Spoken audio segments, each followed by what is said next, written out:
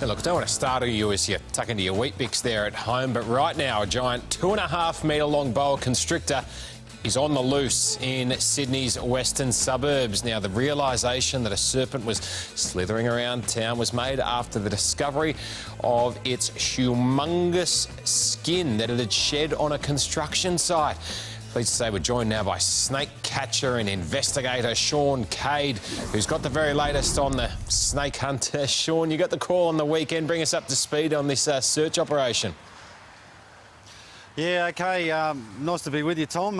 Yeah, it's ongoing still, obviously, with this reptile on the loose and some pets and things like that, and backyards are in danger of being encountered by this thing. But I had a couple of calls last night about a guy that had a couple of dash hounds, and he was worried about his sausage dogs, obviously, and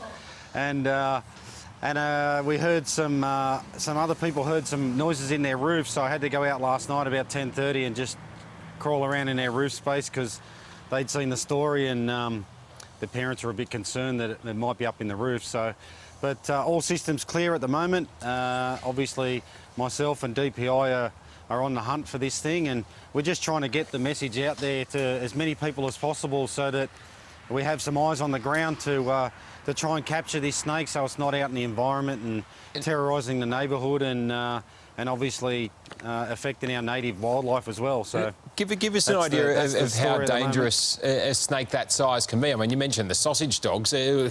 Could an animal of that size be under threat from a boa constrictor this big?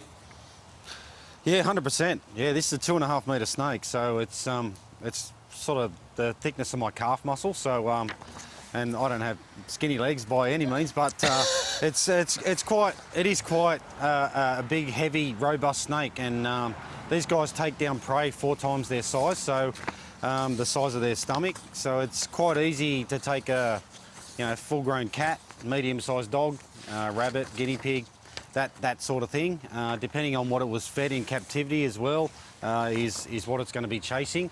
Yeah, and if it comes across a small child or something, that's the concern that we and DPI have, which is Department of Primary Industries. We're just worried that it's going to get into a backyard. Potentially a kid might startle it, or a small child, and then the snake sort of lunges out in defence and grabs a young child and causes some injury. So that's the major concern. Sure, the investigation's one thing. Just quickly as an aside, you've got the skin in your hand there. I mean, what do you do with it? Have you been approached by any handbag companies or shoe manufacturers? yeah, some belt makers.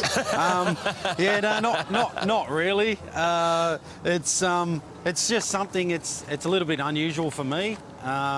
I do some education talks and things like that from time to time, so it's just an interesting talking piece, and because I do what I do, it's just of interest to me. DPI didn't want it, so it looks like it's going into my collection of different skins. All right, there you go, scarf for the weekend. But good luck with the hunt out there, and everyone in the backyards of Western Sydney, keep your eyes peeled. Sean, appreciate your time.